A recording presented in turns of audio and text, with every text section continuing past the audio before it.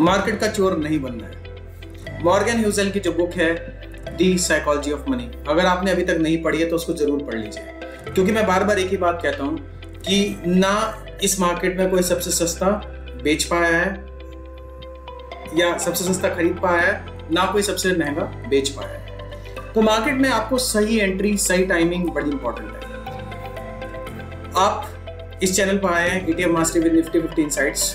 मैं कोई SEBI certified financial adviser नहीं हूँ, मैं कोई रजिस्टर्ड एडवाइजर नहीं हूँ कि आप मेरी बातों को मान के अपनी ट्रेड्स, इन्वेस्टमेंट या ट्रेड सेटअप करें।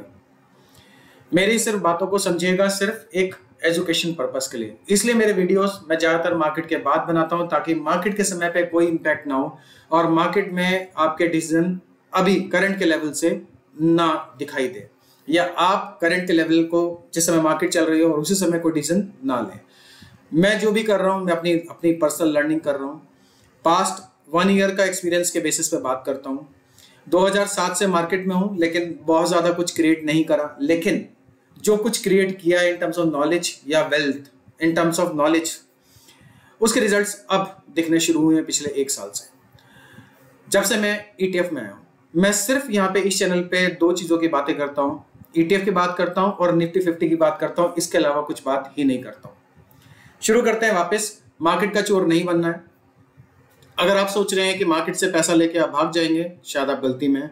अगर आपने मॉर्गन ह्यूसेल की book the psychology of money नहीं पढ़ी है तो लिंक मैं यहाँ पे दे दूंगा, उसको आप बाय कर लीजिए। नंबर 2, आज की बात करते हैं। आज हमने क्या देखा? आज अगर देखें तो बैंक ETF ऑलमोस्ट लाइक आधा % अप था। फिर भी अगर हम पिछले 20 डे मूविंग एवरेज के हिसाब से देखें तो मेरी स्क्रीन पे बैंक इंडेक्स ऑलमोस्ट 2% नीचे दिख रहा था। तो मैं आज भी एक बैंक इंडेक्स में बाय कर सकता था, मैं क्योंकि परसों कर चुका था तो मैंने कोई बाय नहीं ली।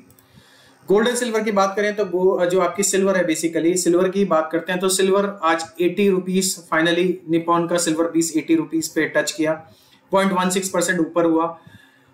अगेन इस क्वेरी पे चले जाते हैं कि 80 से तो नीचे नहीं जाएगा, तो कहीं ना कहीं आपकी बात ठीक हुई कि 80 के आसपास है। अब जाएगा नहीं जाएगा, मैं तो तैयार हूं। अगर ये 75 जाएगा मैं तैयार हूं, ये 70 जाएगा मैं तैयार हूं, ये 65 जाएगा मैं तैयार हूं। क्या आप तैयार हैं? आपको ये डिसाइड करना है। साथ ही साथ आज हम कुछ और भी बात करेंगे। इसके अलावा अगर हम बात करें आज तो एक्सिस बैंक में भी एक थोड़ी सी ग्रोथ दिखाई दी। जो एक्सिस बैंक हमारे को ऑलमोस्ट लाइक 7% डाउन दिखाई दिया था जब मैंने उसको लिया था, 20 डे मूविंग एवरेज के हिसाब से 7% डाउन था, वो अब बेसिकली ऑलमोस्ट लाइक मतलब 7%, 9% था 20 डे मूविंग एवरेज के हिसाब से, अब 7% पे आ गया। और बेसिकली एक ही दिन में एक्सिस बैंक में 0.008% की ग्रोथ दी। सिमिलरली आज एक नया अपॉर्चुनिटी क्रिएट हुई नेस्ले के केस में, क्योंकि नेस्ले के कुछ नतीजे बहुत ज़्यादा अच्छे नहीं आए थे, मतलब लोगों को बहुत ज़्यादा रिजल्ट में पावर नहीं दिखी। तो मार्केट में अगर नेस्ले का 20 डे DMA के हिसाब से देखें तो मुझे 3.78% मेरी स्क्रीन पे 20 डे मूविंग एवरेज के हिसाब से मुझे डाउन दिखाई दिया, नंबर 1। तो मैंने नेस्ले में आज एक पोजीशन अपनी क्रिएट करी है 24.75 या 20, क्योंकि मैं 3 से 3.5 के बीच में ही बाय करता हूँ, तो 24.75 के आसपास शायद बाय हुआ होगा। हाँ, एक चीज़ बहुत अच्छी हुई कि जो Bajaj finance, basically Bajaj finance जो आज से 2-1 दिन पहले अच्छा खासा नीचे दिखाई दिया था, आई थिंक 4 या 5% नीचे था बजाज फाइनेंस, या क्या था, बजाज फाइनेंस को अगर हम देखें तो शायद 4 या 5% डाउन था, और आज वो 2.25% क्लोजिंग के टाइम पे अप था।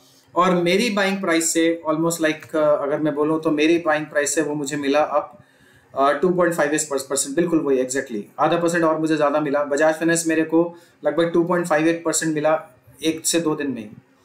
और इसके अलावा विप्रो भी बहुत ज़्यादा पुराना खिलाड़ी नहीं है। अगर विप्रो को मैं पीछे देखूं तो 23 जुलाई, 3 दिन हुए हैं सिर्फ, और विप्रो जो 23 जुलाई को मैंने देखा उसको मुझे ग्रोथ दिखाई दी उसमें 5% की, ऑलमोस्ट 4.76% मेरे को ग्रोथ मिली, क्योंकि आज विप्रो एक ही दिन में 3.54% की ग्रोथ दी। चलिए आगे की बात करते हैं। ये तो कुछ बातें हुई, तो इन सब बातों से आपको क्या मिला? ये जो मैंने आज आपको, ये क्या क्लोजिंग हुई, क्या मैंने बाय किया, इससे आपको क्या मिला, ये आपको खुद सोचना है। लेकिन सबसे पहले बात करते हैं सिल्वर बीस की। मैं ऑलमोस्ट सिल्वर बीस की बात पहले भी कर चुका हूं और फिर से अब करूंगा। सिल्वर बीस के केस में 80 का रेट आ गया है, आप डिसीजन ले सकते हैं, मैं तो ले चुका हूं। मैंने 83 पे डिसीजन लिया है, मैंने 80 पे फिर से डिसीजन लिया है, 79 समथिंग पे, और 75 आएगा मैं फिर डिसीजन लूंगा, 70 आएगा मैं फिर डिसीजन लूंगा, 65 आएगा मैं फिर डिसीजन लूंगा, नहीं आया तो कोई बात नहीं, मैं डिसीजन नहीं लूंगा, मैं आगे के डिसीजन लूंगा। सो मेरे लिए मेरा टारगेट है 3%। 3% में मैनेज करता रहूंगा। 3% मंथ चाहिए, 2 महीने में मुझे 6% चाहिए, 3 महीने में 9% चाहिए। इन्फोसिस अगर मैं बात करूं तो पिछला जो इन्फोसिस मैंने सबसे पहले जो बाय किया था, इन्फोसिस की शुरुआत जब हुई थी फरवरी से इन्फोसिस को बाय किया हुआ है, और फरवरी से अब तक इन्फोसिस लाइक 32.45% की ग्रोथ स्क्रीन पे दिखा रहा है। और मैंने धीरे धीरे अलग अलग लेवल पे, इसको ऐसा नहीं है कि मैंने 32% को रखा है, अलग अलग लेवल पे इसको सेल ऑफ करता रहा हूँ। पहले शायद मैंने 10% पे किया, फिर 15, फिर 20, फिर 25, फिर 30, ऐसे अलग अलग लेवल्स पे सेल ऑफ किया होगा। तो अच्छा खासा एक बेनिफिट दिया है इन्फोसिस ने, जिसमें ये कह सकते हैं कि इन्फोसिस बेसिकली अगर 32% मुझे आज दिखा रहा है, तो बेसिकली अगर इसे मैं 4 से मल्टीप्लाई करूँ, क्योंकि लीवरेज मार्जिन का 4 टाइम्स होगा, तो 120% की ग्रोथ कुछ दिखाई दी होगी। तो ये पॉसिबिलिटी आपके पास है। और विप्रो में तो देखिए, रिसेंटली मैंने आपको बताया टाइटन में मुझे 8% की ग्रोथ मिली। विप्रो तो 2 दिन के अंदर ही विप्रो ने ऑलमोस्ट लाइक 4.76% यानी कि 5% का मुझे टारगेट दे दिया। बजाज फाइनेंस भी ऑलमोस्ट लाइक दे ही चुका है टारगेट, 2.56 से आधा % और जाते ही टारगेट अचीव हो जाएगा। तो इस तरह की चीजें अचीव होती हैं। देखिए, जिस समय पे पैनिक सेलिंग होती है अपॉर्चुनिटी मार्केट में, मैं आपको बार बार एक ही बात बोलता हूँ, मार्केट में 3-4 चीजें काम करती हैं। एक है फियर। कोई शेयर अगर 7% गिरा है, फॉर एग्जांपल एक्सिस बैंक 7-8% गिरा है किसी दिन, तो आपके सामने फियर हो सकता है, या आपके सामने एक क्वेश्चन या डाउट हो सकता है, 7% तो आज गिर गया, कल 5% और गिर गया तो वैलिड पॉइंट है। मेरे साथ ऐसा ही हुआ। मैंने एक्सिस बैंक को जब बाय किया था, तो जब फर्स्ट डे वो गिरा था ऑलमोस्ट लाइक 5% गिरा था, मैंने तब उसको बाय किया था। उसके बाद अगले ही दिन सीधा फिर से शायद 7% गिरा, मैंने फिर से एक बाय लिया, क्योंकि मेरे को मेरे 5% से ऊपर तो बाय करना ही था, जो मेरा लॉजिक था या मेरा सेटअप है बेसिकली। तो ऐसा नहीं है कि ये नीचे नहीं जा सकता है। आज अगर देखिए बैंक इंडेक्स थोड़ा सा, क्योंकि सेंसेक्स ने लगभग 1.6% की ग्रोथ दी है, ऑलमोस्ट लाइक 1292.1292 पॉइंट्स सेंसेक्स गया, और निफ्टी ऑलमोस्ट 428 पॉइंट, लगभग 2% जब सेंसेक्स ही ऊपर जाएगा, तो आपके स्टॉक्स या ईटीएफ्स तो उतने 1.5 से 2% मूव करेंगे ही करेंगे, जो भी इंडेक्स रिलेटेड रहे होंगे। तो ये ऑब्वियस बात है। तो इस वजह से आज बहुत ज्यादा मतलब चीजों में दिखाई दिया। लेकिन अगर ये उल्टा हो जाता, आज अगर सेंसेक्स 2% बढ़ने की बजाय अगर 2% नीचे गिर जाता, जिसमें आज आप देख रहे हैं कि जो पॉइंट्स हैं 1292 पॉइंट्स की ग्रोथ देख रहे हैं सेंसेक्स में, अगर वो 1600 पॉइंट बेसिकली 80,000 से अगर 2% नीचे आता, तो 1600 पॉइंट्स अगर नीचे आ जाता, तो बेसिकली आपके शेयर्स पे बहुत ज्यादा इंपैक्ट होता, भले ही वो कोई भी होता। सो द पॉइंट इज, आप कहां तक के लिए तैयार हैं। ये आपको जब भी आप ट्रेड ले रहे हैं ना, देखिए मैं एक चीज और कहता हूं कि साथ ही साथ ETF basically ET economic times या इस तरह के न्यूज़पेपर को थोड़ा सा आप लगा लीजिए। 3-4 रुपए का समथिंग रहेगा। मैंने 565 रुपए में पूरे महीने का, मतलब पूरे 6 महीने का लगाया हुआ है। आप उसको एक बार अगर लगा लीजिए, एक बार आप कुछ भी न्यूज़ देख लेंगे ना, या कोई न्यूज़ आप देखते हैं, मैं टीवी तो नहीं देखता हूँ, आई डोंट वॉच टीवी। देख लिया तो कभी जी बिजनेस पे या कहीं पे कुछ आ रहा है तो वो थोड़ा सुन लिया, बट ये इसलिए नहीं देखता हूँ कि मुझे कौन सी पोजीशन लेनी है या कौन सी ट्रेड लेनी है। टीवी इसलिए नहीं देखा जाता। टीवी सिर्फ इसलिए देखता हूँ कि कौन सा IPO आ रहा है, कौन सा SME IPO है, कौन सा मेन बोर्ड IPO है। जैसे फॉर एग्जाम्पल गवर्नमेंट ने अभी शॉर्ट टर्म कैपिटल गेन 15% से 20% किया है, और लॉन्ग टर्म कैपिटल गेन 10% से 12.5% आपको बेसिकली टैक्स लगेगा बेसिकली। तो ये आपको समझना होगा, ये जो 25% की ग्रोथ सरकार ने करी है, सरकार चाहती क्या है, रादर देन कि हम लोग इसके बारे में, देखिए हम लोग बहुत ज्यादा कुछ कह सकते हैं, बस कह ही सकते हैं अपनी बात को, बाकी जो सरकार डिसाइड करेगी होगा तो वही। अल्टीमेटली मेरा कहने का मतलब ये है कि अगर सरकार ने डिसाइड कर लिया कि इंफ्रास्ट्रक्चर सेक्टर को ग्रोथ देनी है, तो अल्टीमेटली आप जब इंफ्रा शेयर्स में पैसा लगाएंगे तो इंफ्रास्ट्रक्चर सेक्टर ग्रो करेगा, तो आपके शेयर्स ग्रो करेंगे। अगर सरकार ने डिसाइड कर लिया है कि हेल्थ केयर के ऊपर ध्यान देना, तो फिर हेल्थ केयर ग्रो करेगा सरकार। बिकॉज हम लोगों की यहाँ पे इंडिकेटिव प्लानिंग होती है। हमारा यहाँ पे जो इंडियन इकोनॉमी है, मिक्स्ड इकोनॉमी जिसे हम कहते हैं, यहाँ पे होती है इंडिकेटिव प्लानिंग। सरकार इंडिकेट करती है कि हमारे को इधर जाना है, और उस तरफ इन्वेस्टमेंट पब्लिक एक्सपेंडिचर करती है और साथ ही साथ फिर प्राइवेट का एक्सपेंडिचर भी उस तरफ आता है और तभी इकोनॉमी में ग्रोथ भी होती है। अगर आप देखें इस बार सरकार ने एक दो चीजें और करी हैं कि गवर्नमेंट ने 10 लाख का जो बेसिक लोन था वो भी दिया है, और जो लोग नए एम्प्लॉयमेंट में आ रहे हैं उनको शायद 3 महीने में 3 इंस्टॉलमेंट में शायद 1 महीने का या कुछ सैलरी कुछ समथिंग 3 इंस्टॉलमेंट में जाएगी, कुछ इस तरीके से एडिशनल दिया है। तो गवर्नमेंट अभी बूस्ट सोच रही है कि जो एम्प्लॉयमेंट है उसकी तरफ भी कुछ सोचा जाए। और बार बार अगर आप देखें तो सरकार का PLI स्कीम की जो बात हो रही है, मैन्युफैक्चरिंग सेक्टर के ऊपर सरकार का बहुत ज्यादा फोकस है। अब देखिए यहाँ पे सारी चीजें जो मैं आपको जो भी बता रहा हूँ, अब आप सोचते जाइए कि क्या क्या हो सकता है। मैन्युफैक्चरिंग सेक्टर में कौन कौन सी कंपनीज हैं, क्या क्या हो सकता है, मैन्युफैक्चरिंग सेक्टर किस लेवल से ग्रो कर रहा है, अगले 10 साल की सरकार की क्या प्लानिंग है, सरकार जो PLI स्कीम में जो टैक्स रिबेट दे रही है उससे मैन्युफैक्चरिंग सेक्टर को ग्रोथ मिलेगी, कौन कौन सी कंपनीज हैं जो इसमें आती हैं। इंडिया का जो बेसिकली जो अगर हम बोले public sector enterprises CPSE ETF बहुत अच्छा है। CPSE ETF अगर आप देखिए तो साल का 112% का रिटर्न आप उसको देख सकते हैं। अब ये क्यों आया? क्योंकि पब्लिक सेक्टर एंटरप्राइजेस पे गवर्नमेंट का बड़ा फोकस है। उनको अभी प्रॉफिटेबल बनाने में गवर्नमेंट का पूरा बड़ा क्लियर इंडिकेशन है कि पब्लिक सेक्टर एंटरप्राइजेस अब वो पहली जैसी नहीं रहेंगी, और ये हो भी रहा है पिछले 1-2 सालों से। एक्सेस एम्प्लॉइज कम किए जा रहे हैं, बिल्कुल राइट साइजिंग की जा रही है, नई जो गवर्नमेंट जॉब्स हैं वो लिमिटेड हैं, यानी कि हमारे पास जो फोकस है वो बिल्कुल आ रहा है। इसे बोलते हैं हम the optimum utilisation of resources का ऑप्टिमली यूटिलाइज करना। देखिए अब आप मुझे कुछ भी कह सकते हैं कि मैं उनकी बात कर रहा हूँ या आप उनकी बात करें, नहीं, मैं तो कह रहा हूँ, देखिए मेरा ऐसा मानना है, मैं हमेशा से एक कहावत कहता हूँ और पहले भी कहूंगा कि अगर किसी दिन सरकार ने कह दिया कि ये ईंट है, लेट्स से ये ईंट को लेके चलना पड़ेगा आपको, और ये ईंट को एक्सचेंज करने से 500 रुपए मिलेंगे या 1000 मिलेंगे या 5000 मिलेंगे, फॉर एग्जाम्पल सरकार डिसाइड कर लेती है, तो आप क्या करेंगे? तो आपको ये ईंट कैरी करके जाना पड़ेगा, इसी को, यही फॉर एग्जाम्पल एक छोटी सी काले रंग की ईंट है, इसी को बदलना पड़ेगा और तब 500 रुपए की ट्रांजेक्शन मानी जाएगी। For example I am just saying, ऐसा नहीं होगा but I am just saying कि तो आपको ज्यादा फोकस ये करना चाहिए कि सरकार का क्या फोकस है, किधर जा रही है, कौन से सेक्टर ग्रो करेंगे, थोड़ी नॉलेज लीजिए, थोड़ा पढ़ाई कीजिए, और जब जो डेली अपॉर्चुनिटी मिलती है। देखिए एक मूवी आई थी इश्क है, रिस्क है तो इश्क है तो रिस्क है, या रिस्क है तो इश्क है, जो आई थिंक स्कैम 1992 में था या क्या था। तो बेसिकली फियर साइकोलॉजी तो यहाँ पे होती है, यहाँ पे बाजार में जब ज्यादा फियर का माहौल होगा, जब ज्यादा डर होगा। मैं बार बार उस दिन को याद करता हूं जब बजट से 4 जून से एक दिन पहले, या 4 जून की ही शायद बात थी, अपने 3 जून थी या 4 जून की बात थी, 4 जून की ही रही होगी, जब रिजल्ट्स आ रहे थे, तो मार्केट ऐसे जब जिस तरीके से कोलैप्स कर रही थी, जिस तरीके से एक नेगेटिव जोन में जा रही थी, तो लग रहा था कि हो सकता है कि कल और गिर जाएगी। और उस चक्कर में, क्योंकि मैंने टीवी देख लिया, अगर मैंने टीवी नहीं देखा होता तो मैं गारंटी देता हूं कि मैंने कुछ उस दिन और कुछ बाय कर लिया होता जिसका बेनिफिट मैं आज तक ले रहा होता, लेकिन मैंने टीवी देख लिया। टीवी देखते ही वो फियर साइकोलॉजी, वो फियर आने लगा, और जब आपको ये इस ट्रेडिंग और इन्वेस्टमेंट के गेम में फियर आ जाएगा, फिर आप रिजल्ट नहीं कुछ क्रिएट कर पाएंगे।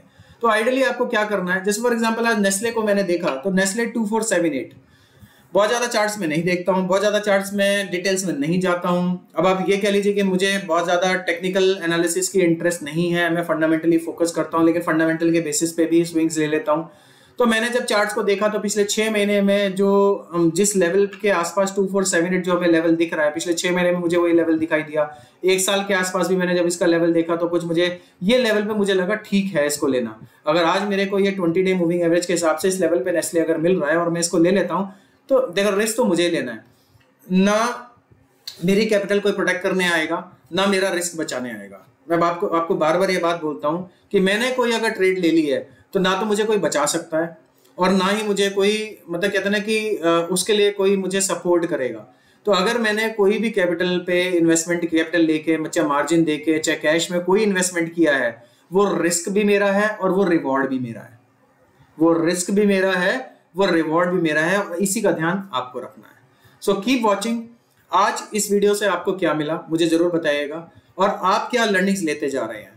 देखिए मार्केट में बार बार एक क्लोजिंग से पहले आपको एक बात और फिर कहना चाहूंगा कि मार्केट में ट्रेड मत कीजिए, इन्वेस्ट मत कीजिए, लेकिन एक बार सुबह आधा पौन घंटा जिस समय मार्केट ऑन होती है तब देख लीजिए, और जिस समय मार्केट ऑफ हो रही है 3 से 3:30 बजे तब देख लीजिए। आप कोई भी टीवी चैनल देख रहे हैं तो टीवी चैनल पे ये मत ढूंढिए कि कौन सा शेयर मिल जाए, कौन सा शेयर मिल जाए, वो कौन सा शेयर बता रहे हैं उसको नोट कर लेता हूं, अच्छा है कर लीजिए, जो आपको अच्छा लगता है वो कीजिए, बट उनको शेयर से ज्यादा उनकी बैकग्राउंड साइकोलॉजी को समझिए। वहां पे बैकग्राउंड वो किस सेक्टर की बात कर रहे हैं, किस इंडिकेटर की वो बात कर रहे हैं, किधर कौन सा सेक्टर ग्रो कर रहा है। अगर ये महीने में अगर कोई ग्रोथ आई है किसी सेक्टर में, या कोई सेक्टर आज इस महीने डाउन हुआ है, तो किस रीजन की वजह से डाउन हुआ है। अभी देखिए गोल्ड में लोगों ने बाइंग, अभी गोल्ड की बाइंग की बात आज मैं सुन रहा था, ऐसे जब ऑन किया तो गोल्ड की बाइंग की बात हुई कि जो ज्वेलर्स हैं उनके पास गोल्ड की बाइंग आनी शुरू हो गई है, क्योंकि जो ड्यूटी है, कुछ इंपोर्ट ड्यूटी कुछ कट डाउन हुई है, कुछ सर्टेन बेसिस पॉइंट्स, तो इंपोर्ट में थोड़ा सा रियायत मिलेगी तो वो कस्टमर्स को पास ऑन कर देंगे। देखिए मेरा इससे कोई लेना देना नहीं, but I was just listening. तो कुछ ज्वेलर्स वगैरह टीवी पे बोल रहे थे कि इस तरीके का कि हमारे पास अब ज़्यादा ऑर्डर्स हैं। तो देखिए कहीं ना कहीं एक पॉजिटिव सेंटीमेंट आया है कि देखिए 2-3 चीजें से यहाँ पिक कर सकते हैं आप। अब यहाँ से कोई आपको ना तो कोई स्टॉक पता लगेगा, ना ही आपको कोई ETF पता लगेगा, लेकिन आपको एक इंडिकेशन मिल सकता है। देखिए अगर बायर्स आ रहे हैं मार्केट में गोल्ड को लेके, तो इसका मतलब अभी गोल्ड में शायद, पक्का कुछ नहीं है, गोल्ड में बाइंग आ सकती है। अब क्यों आ सकती है, जुलाई तो आ ही चुका है, अगस्त सितंबर अक्टूबर नवंबर, अब धीरे धीरे जैसे शादियों का सीजन आएगा तो गोल्ड की बाइंग तो आनी है। तो यानी कि अगर कोई गोल्ड का अगर लो लेवल बनना है तो या तो वो बन चुका है या बहुत नजदीक है बनने के, तो आप उस हिसाब से अपने लिए अपनी प्लानिंग कर सकते हैं। क्या यहाँ से मैं आगे जाऊं, आप सोचिए। क्या इससे नीचे गोल्ड और ज्यादा जा सकता है, क्या आप सोचिए। आगे क्या होगा थोड़ा सोच के चलिए, शादियों का सीजन है, ग्रोथ आएगी, ये जो स्टॉक्स हैं बेसिकली गोल्ड से रिलेटेड जो स्टॉक्स हैं उनके बारे में सोचिए, उनके बारे में पढ़िए, उनकी बैलेंस शीट्स को देखिए, उनकी ग्रोथ के बारे में जानिए। तो गोल्ड है, अभी आपका सिल्वर जिस लेवल पे जा रहा है, दिवाली पे हमेशा चांदी, कहते हैं ना चांदी है इस समय, तो दिवाली पे चांदी का अलग ही रेट होगा। तो पहले से सोच के चलिए कि क्या हो सकता है। तो ये यहाँ से क्लैरिटी आपको नहीं मिलेगी, लेकिन इंडिकेशन मिलेंगे। थोड़ा पढ़िए, थोड़ा जानिए, थोड़ा सुनिए, अपना ब्रेन लगाइए, और जिस दिन जो अपॉर्चुनिटी मिलती है, देखिए जिस तरीके की मैं ट्रेडिंग और इन्वेस्टमेंट, और बार बार बोल रहा हूँ कि मार्केट का चोर तो बनना ही नहीं है। आप सोच रहे हैं कि यहाँ से 2 लाख लगाएंगे और 1 लाख लेके बाहर चले जाएंगे, उसका कोई फायदा नहीं होगा। आना तो आपको इसी मार्केट में है। तो 2 लाख लेके अगर आपने यहाँ पे 25,000 कमा भी लिए हैं, 25% प्रॉफिट आपने ले भी लिया है फॉर एग्जाम्पल, लगाओगे तो वापस मार्केट में, तो री इन्वेस्ट कर करके आप ग्रो अच्छा कर सकते हैं। देखिए दोनों मेथड है। मैं जब करता हूँ तो मेरे पास दोनों अकाउंट से, मैं 2 अकाउंट में काम करता हूँ। एक अकाउंट को तो देखता नहीं हूँ। फॉर एग्जाम्पल जैसे मेरा जो ICICI डायरेक्ट का अकाउंट है, मैं शायद नहीं देखता हूँ मेजरली उसमें, जब तक कोई उसमें MTF की पोजीशन नहीं है। तो वहां पे जो चल रहा है, जो वहां पे SIP चल रही है, वहां पे ETFs की SIP चल रही है, वो चल ही रही है, हो रहा है जो हो रहा है होने दो। अब लेकिन यहाँ पे जब मैं कोटक सिक्योरिटीज में जब ट्रेडिंग वाली पोजीशन को लेकर चल रहा हूँ, तो यहाँ पे मैं ट्रेडर हूँ। तो मैं ट्रेडर के तरीके से सोचता हूँ, मेरे को 3% चाहिए तो 3% चाहिए। 3% आने के बाद क्या मैं रुक सकता हूँ? मेरे को विप्रो में आराम से 3% मिला, आज 4.76% है, लेकिन मैंने 50% बुक किया। तो मैं क्या पूरा बुक कर लूँ, ये मुझे डिसाइड करना है। क्या मैं पूरा बुक नहीं करूँ, मुझे डिसाइड करना है। आज बजाज फाइनेंस 2.58% पे है, क्या मैं बुक कर लूँ 2.5% पे, मुझे डिसाइड करना है। क्या मैं बुक नहीं करूँ 2.58% पे, मुझे डिसाइड करना है। तो सारे डिसीजन मेरे को लेने पड़ेंगे, और धीरे धीरे मुझे खुद को समझना पड़ेगा, मुझे अपनी साइकोलॉजी समझनी पड़ेगी, मुझे बाजार की साइकोलॉजी समझनी पड़ेगी, और थोड़ी बहुत नॉलेज, बेसिक से नॉलेज लेते हुए मुझे एक कहते हैं ना कि इन्फॉर्म्ड डिसीजन लेना पड़ेगा। और जब आप इन्फॉर्म्ड डिसीजन ले लेंगे, कुछ गलत होगा और कुछ सही होगा। जब आपका ज्यादा सही होना लग जाएगा और कम गलत होगा, तो आप जीत पे चले जाएंगे। Thank you very much, keep watching और ग्रो करिए। किचन इनकम को आप यहाँ से जनरेट कीजिए। मैं बार बार कह रहा हूँ, किचन इनकम आराम से जनरेट की जा सकती है। मैंने जितने आज आपको बताई है, इसको आप शायद दोबारा सुनिए, आपको कुछ मिलेगा। जितना ज्यादा आप सुनेंगे, आपको और कुछ मिलेगा। Thank you very much, keep watching. फिर मिलते हैं अगले वीडियो में।